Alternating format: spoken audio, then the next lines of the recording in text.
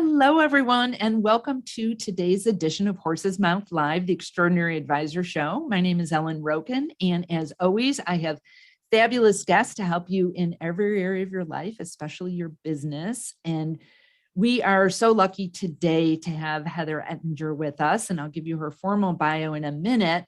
But we're talking about this amazing opportunity working in the women's market, working with specific niches. And don't any of you call women a niche, right? They're 51% of the population. Or you'll see me going like this to you. They are not a niche, but it's an amazing market to work in. And yet there's still like a mismatch between the way the industry is serving women and the opportunities out there.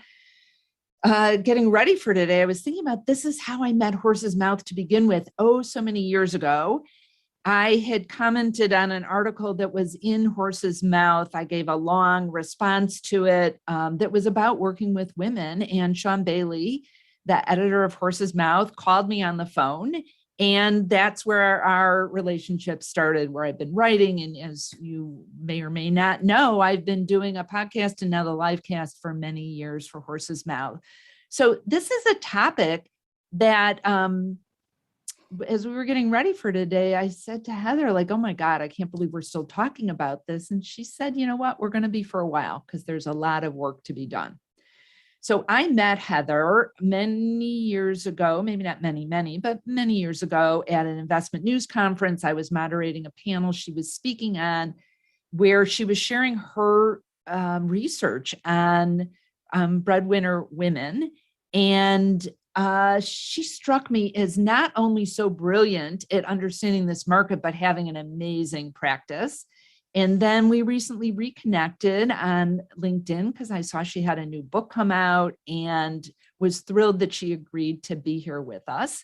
So for those of you that may have not read any of Heather's information that she has out there or seen her, I want to make sure you know about her background. She's a champion for women and girls for over 30 years. Heather Ettinger is widely recognized across the industry for her dedication in helping women build their financial acumen and their philanthropic legacy. She's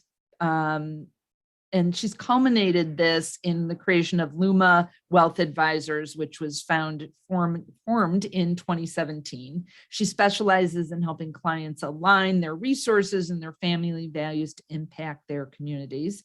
She has a best-selling book, as I mentioned, called Lumination: Shining a Light on a Woman's Journey to Financial Wellness. Has co-authored 2 studies on women in wealth and highlighting the really individualized needs of women so that we're not lumping them all together, that this is what women need. She's been quoted all over the place, Wall Street Journal, Barron's, so known in the industry as a leader in this. So Heather, welcome. So glad to spend this time with you today. Ellen, just really appreciate the opportunity. And I'm thrilled to be here with a friend and a fellow advocate for women as clients.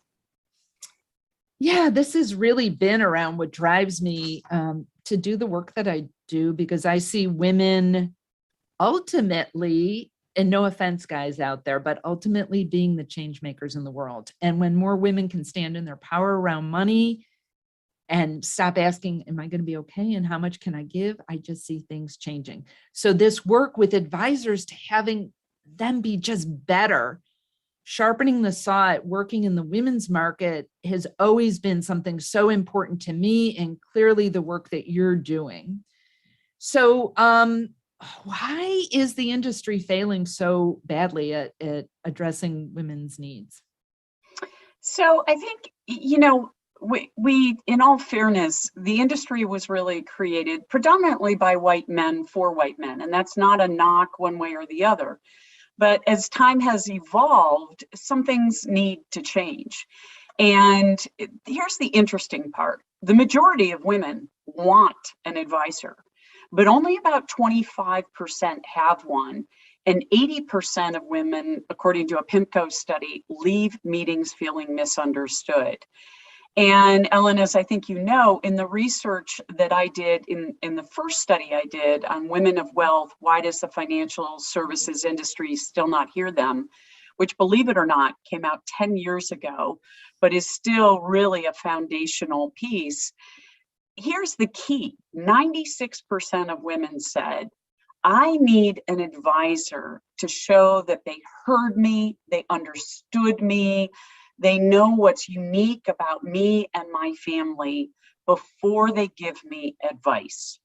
So that's really important, is the discovery process. I think the second thing is that women are going to be more focused on how advisors are going to improve their quality of life, as opposed to how they're going to manage or help them manage their finances. And in fact, there is a study out there that 78% of women say they would hire an advisor if the advisor was more focused on their quality of life versus investment performance.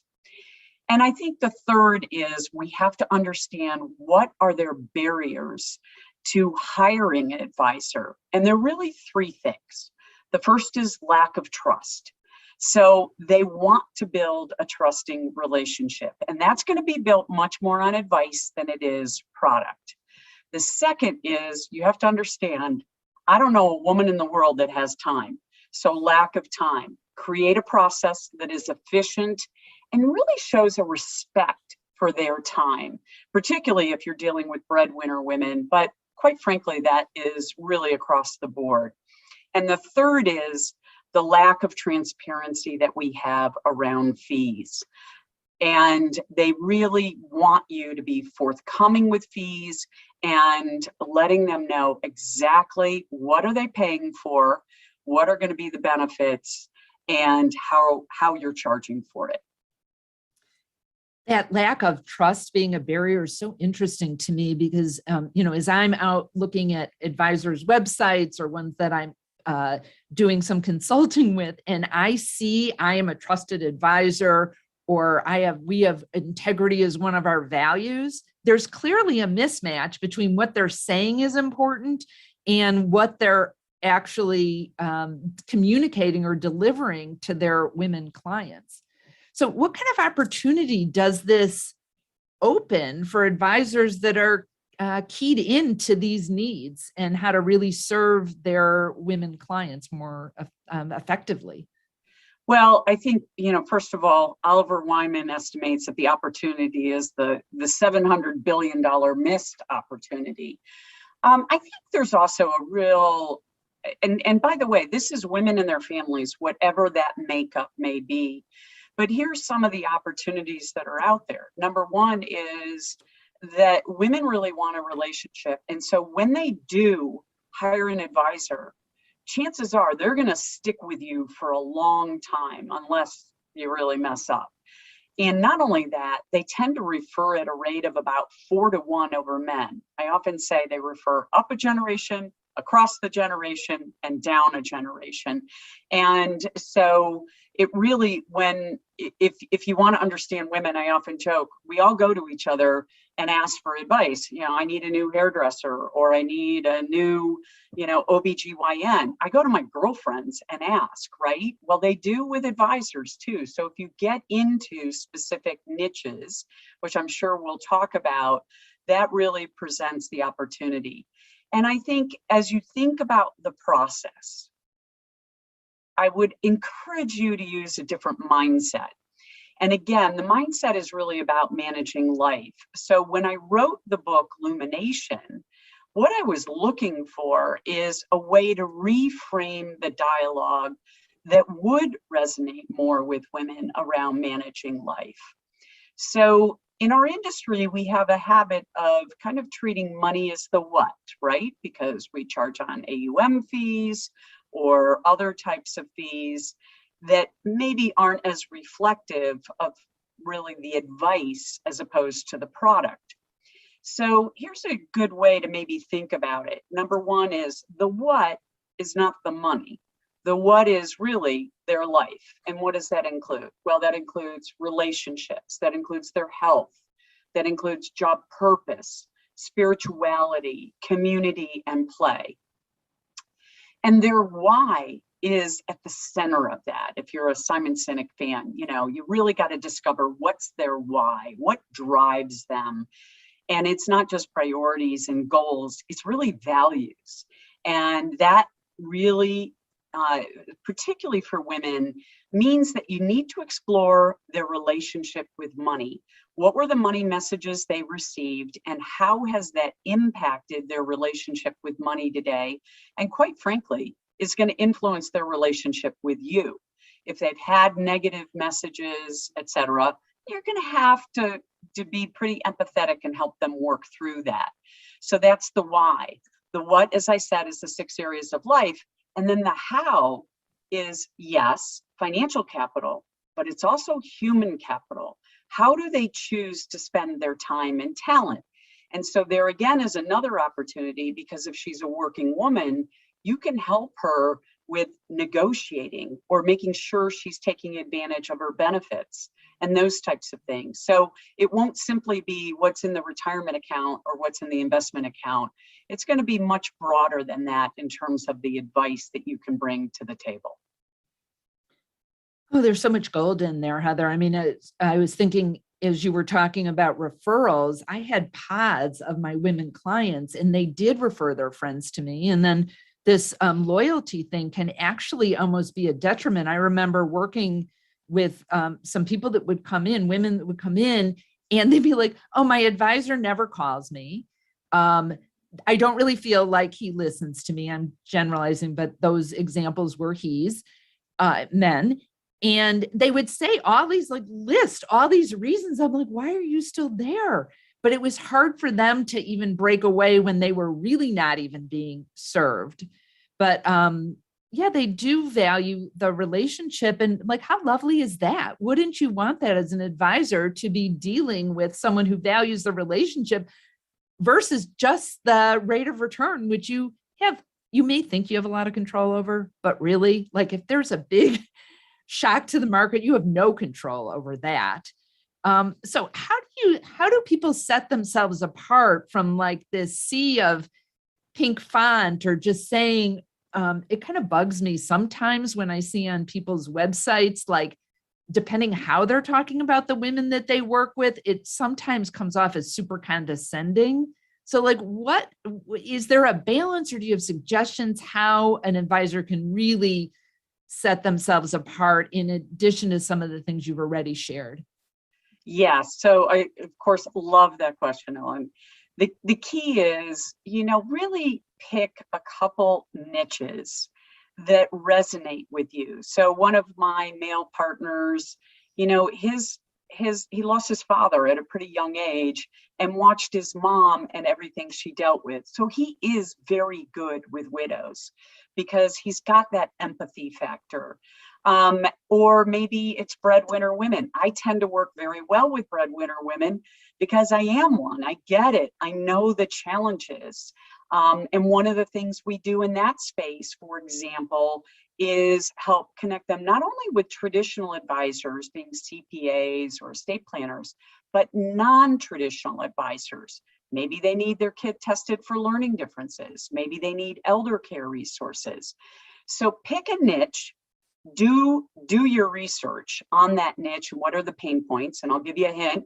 You can start with even the first study I did or the breadwinner study, because they're going to give you some ideas within there. And really think about, what are you solving for? What's the pain point? So if it's, this last year, if it was a business owner, one of the things that we did, of course, was the PPP loans to help get them through that. They didn't have time to do it. If it's a breadwinner woman, consider this. In our study, 46% of those women knew they were leaving money on the table. Not just, couldn't or didn't know and didn't take advantage. No, they knew it. They still didn't have the time to go through all those benefits. So I think that's something that's really important that you need to help solve for, right?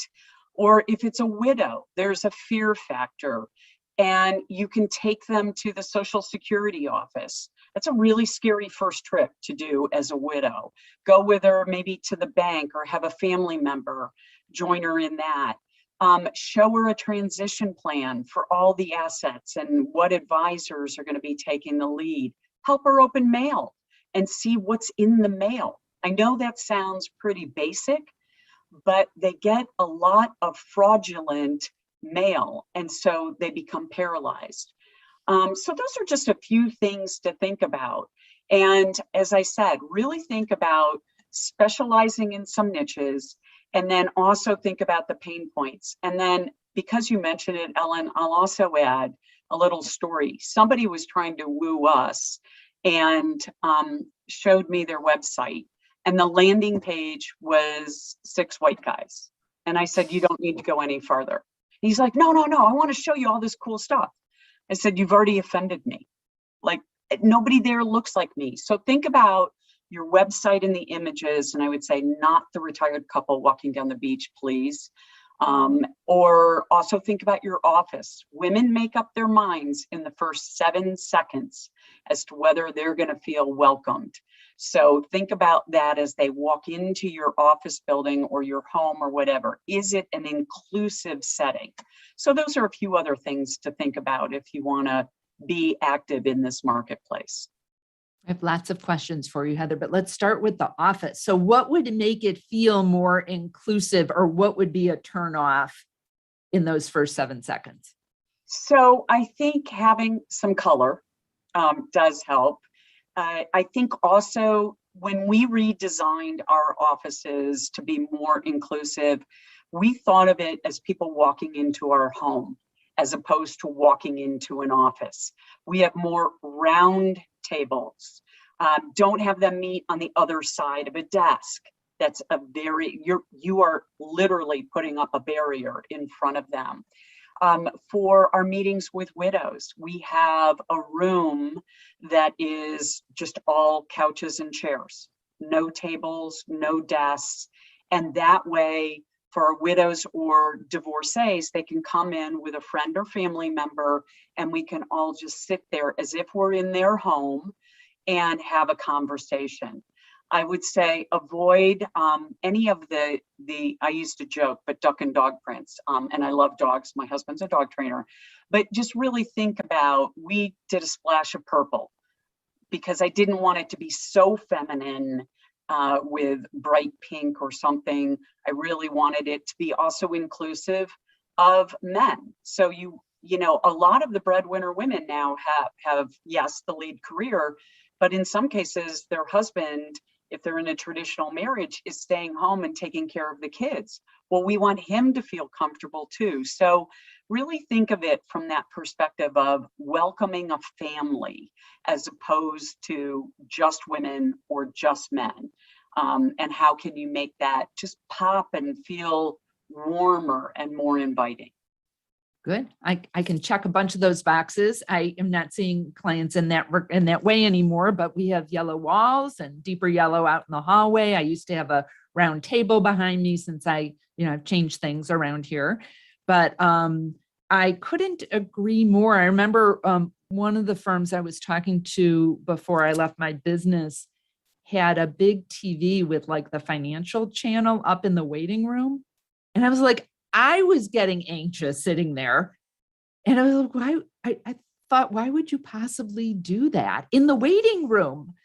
And so I think that idea of making people, I don't think it matters if they're men or women, people get anxious when it comes to money stuff. They may express it or not. So those are just such great examples. Ellen, on that point, I'm just going to add that this is a universal issue, and that in this country right now, over 70% of Americans, regardless of socioeconomic status, say their largest source of stress is financial. So you're right, the TV, you're raising their anxiety level. So you want to do whatever you can to create a little bit more sense of calm for anybody walking through that door.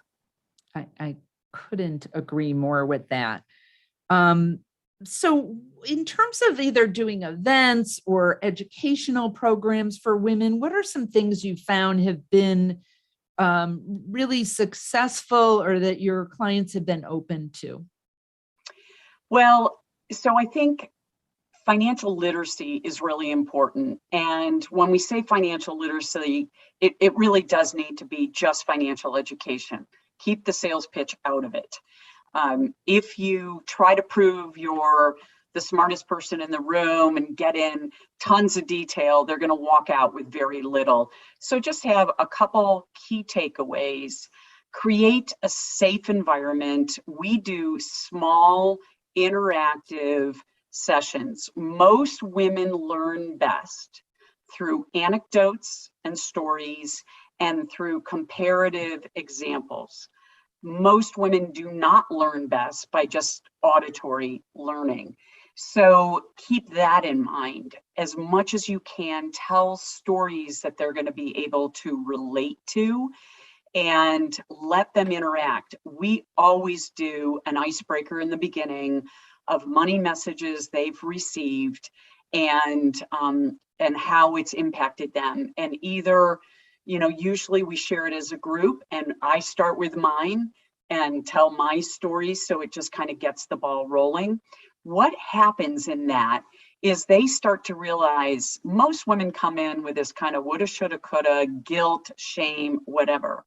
That's what you're trying to break down and make them feel better. What they realize by telling those stories about their money messages and their money journey, they have a lot more commonality in the room than they do difference. Mm-hmm. And so that starts to put them at ease, and then they can start to learn. So that's one thing. Create this kind of safe environment, this connection with each other. Absolutely have them invite a friend or family member. I kind of joke, women often go to the ladies' room in groups. Just think of it that way. We do feel a little bit more comfortable, and keep it small and give them resources and tools. And again, they will help connect with each other. The other thing I see, Ellen, is, and I would love to say social events, and social events are good, but you still want to make sure they're intentional. So what do I mean by that? When we put together a social group, let's say we're doing our infamous deck parties or dinner parties, right?